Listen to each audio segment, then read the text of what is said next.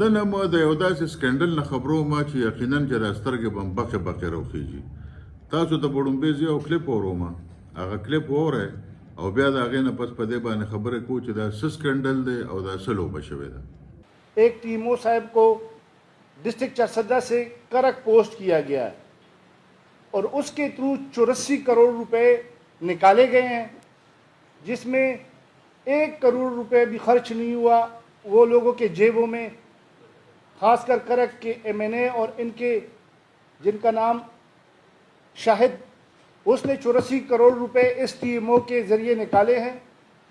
1 करोड़ रुपए खर्च किए बगैर इनके जो जेबों में गए हैं। और इस मौसूफ को 15 दिन के बाद जैसे ही चरसदा से करक ट्रांसफ़र किया गया, 17 मार्च को करक से पैसे निकालने के बाद ओएसडी बनाया गया और उसी 17 मार्च को ओएसडी के साथ 2 घंटों में 3 ट्रांसफ़र हुए हैं। पहले ओएसडी, फिर शबकदर तहसील में इस मौसूफ को ट्रांसफ़र किया गया।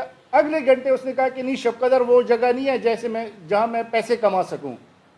तो नेक्स्ट आवर उसको अभी भी वो ये मौसूफ जो है वो चरसदा का टीम में बैठा हुआ है। इसका नाम है फजल सुभान खटकी, करक का रहने वाला भी है। خبره تاسو اورېدې او دا خبره بالکل په حق هم دي.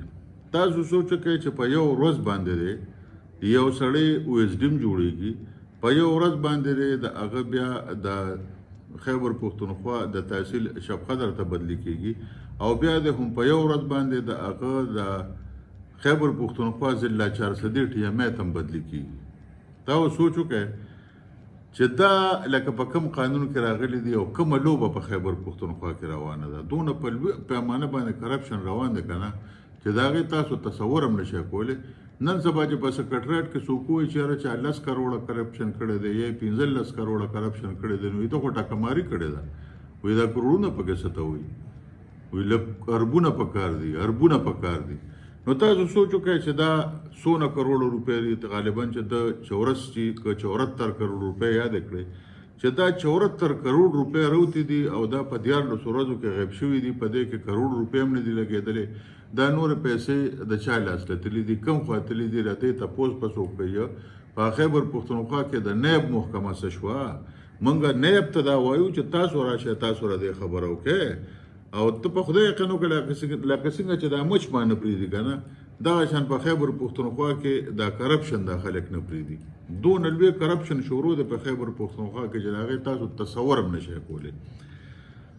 او لا نور ادارې به څه شي. ته سوچ وکړه چې دې ځای کې 6 میاشتې پس پولیس او CTD تاله FIR هم نه درج کوي او ته بیا مجبورېږې چې په دې هکله د پېښور های کورټ ته ځې او د پېښور د های کورټ چیف جسټس سید عتیق شاه سره رابطه کوي چې یاره په 6 میاشتو کې تر ټولو ثبوتونو شواهدو د ورکولو نه پس زما FIR ولې نه درج کېږي.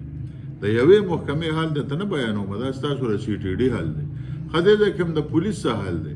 پولیس دې ځای کې د خلکو نه 15 موبایل ونیسي، 15 په جیب کې واچوي او 10 والا په جرګه مار باندې ورکړي چې یاره په دې 10 کې به جرګه وکړو، دا 10 تاسو شو او دا 15 زموږ شو، دا 10 تاسو واپس والئ.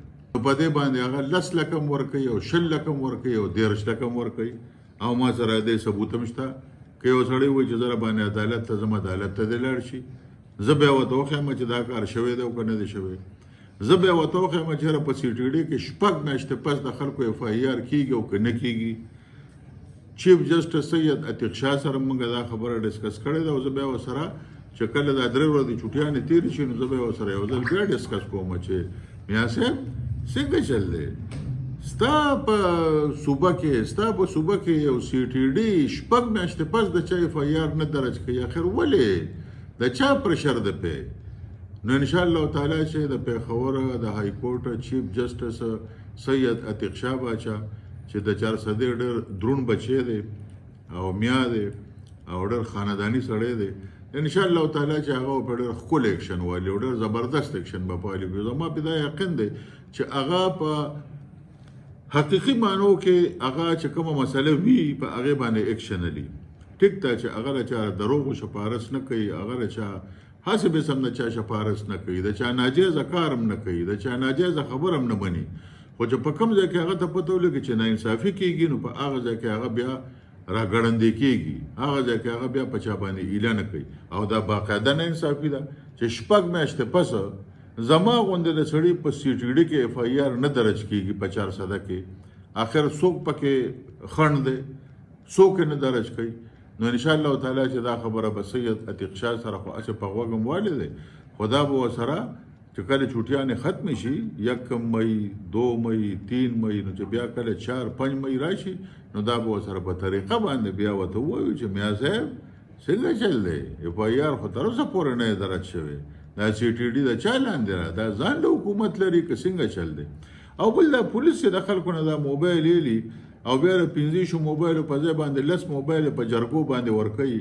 DSP پکې ځان له پیسې ایلی، SHO پکې ځان له پیسې ایلی، بل پکې ځان له پیسې ایلی، بل پکې ځان له پیسې ایلی.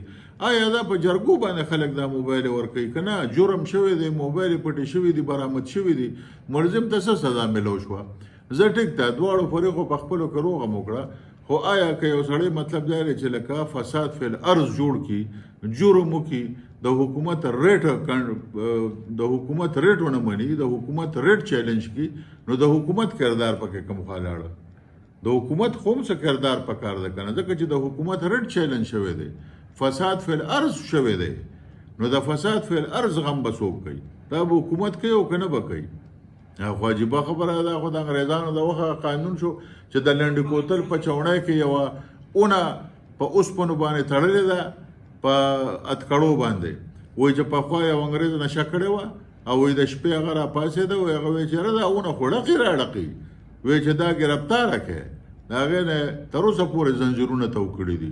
78 کالو شو چې انګریزان د هغې نه تللي دي او د لنډې کوتل په چوڼۍ کې تر اوسه پورې هغه اونه چې کومه ده هغه په زنځیرونو تړلې ده، ځکه چې هغه چې د پخوا 10 کاله مخکې کپتان صاحب هغه ګرفتاره کړې وه. نو دقه زمونږ د ملک د قانون هغه حل دی چې تاسو واورېده. موږ دا وایو چې وروره راشه قانون سازي وکړې.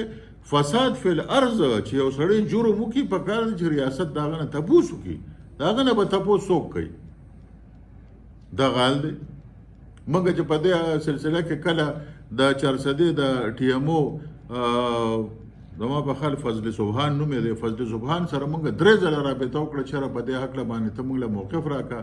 یو ځل ووایي چې زه دفتر ته نه یم رسېدلی، په بل ځل یې موږ له د میسج جواب را نه کړه، په درېیم ځل چې ورسره موږ ټلیفون وکړو نو ویې چېرې زه به په واټسپ باندې خپل دغه درکړم، پیغام درکړم. خو TMO فضل سبحان صاحب چې اوس 400 ته راغلی دی او دلته TMA دی او په هغه باندې د 74 کروڑ روپو د خورد برد الزام دی، هغه موږ له خپل موقف را نه کړ. منګه د صحافي په چې کوم اندازې د صحافت چې کومه طریقه منګه خپل هغه طریقه اختیار کړه، منګه وی چې موږ د هغه نه موقف والو، خو هغه موږ له په دې سلسله کې موقف را نه کړ. لہذا اوس د خیبر پښتونخوا نیب له دا پکار دی نیشنل اکاونټیبلټي بیورو له چې هغه د دې ویډیو نوټس واخلي او د دې کرپشن نوټس واخلي او پته دی ولګي چې دا کرپشن شوی دی او که نه دی شوی، او که شوی دی نو دا پیسې چا ته رسیدلی دی او په دې کې به چا ته څه سزا ملاویږي.